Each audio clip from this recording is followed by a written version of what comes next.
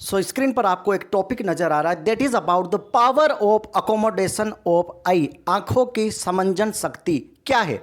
Definition देखो कि ability of eye to adjust its focal length to focus at different object. समझ रहे हो कि आपकी डिफरेंट ऑब्जेक्ट है, कोई चीज़ आपकी पास में पड़ी है, कोई चीज़ काफ़ी दूर पड़ी है, तो दूर की वस्तु भी आप फटाक से देख लेते हो, पास की वस्तु भी देख लेते हो। कोई रामू आ रहा है उधर देख लिया, इधर घूमे तो उसको देख लिया, आस पास सारी चीज़ें आप अपनी आंखों से देख पाते हो। तो भाई क्या ताम जाम है, आंखों की कैपेबिलिटी है, आंखों की एबिलिटी है। यहाँ पर सिलियरी मसल्स होता है, उसके बीच में आपका लेंस होता है आंखों का, कॉन्वेक्स लेंस।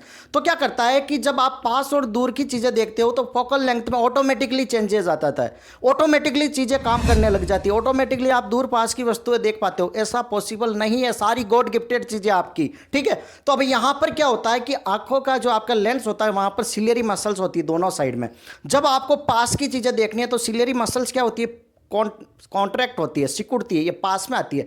समझ रहे हो। तो जब ये सिलियरी मसल्स ये पास में आएगी तो ये जो लेंस होगा ना ये मोटा हो जाएगा, बीच में से ऐसा मोटा हो जाएगा, ऐसे फ्लैट होकर ऐसे मोटा हो जाएगा, तो थिक हो जाएगा। क्या होगा जब पास की चीज़ें देखते हो तो एक क्वेश्चन पूछा जाता है कि when we see near by object, पास की चीज़ें देखते हैं तो सिलियरी मसल्स ऐसे कॉन्ट्रैक्ट होती है, इससे ये लेंस मोटा हो जाता है। तो हम क्या होता है कि नियर बाई ऑब्जेक्ट क्लियरली देख पाते हैं। समझ रहे हो। फोकल लेंथ उस हिसाब से एडजस्ट हो जाती है। और नियर बाई जो विजन की बात करते हैं 25 सेंटीमीटर होती है, that is normal vision of I. Clear है, यहां तक पता चल गया। अब दूर की चीजें देख रहे, दूर की चीजें देखने पर क्या होगा, सिलियरी मसल्स एक्सपांड हो जाएगी, दूर जाएगी। तो अब लेंस पहले जो मोटा था इसे फ्लैटन हो जाएगा, लेंस क्या हो जाएगा यहां पर फ्लैटन हो जाएगा, ऐसे लंबा हो जाएगा, ऐसे बढ़ जाएगा साइज, पहले ऐसे मोटा हो गया था अब पतला हो जाएगा। समझ में आया।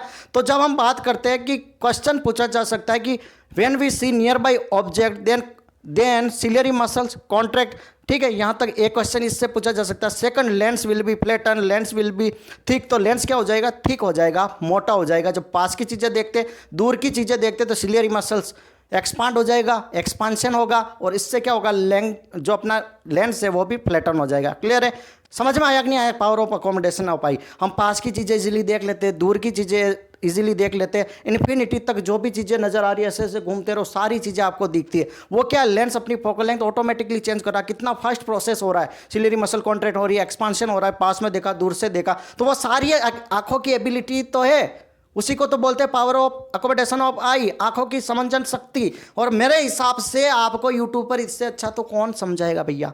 समझ में आया आपको। चैनल को लाइक से सब्सक्राइब कर दो, हमें भी सपोर्ट मिले, हम और वीडियो लेकर आए वो आप तक पहुंच जाए। Thank you.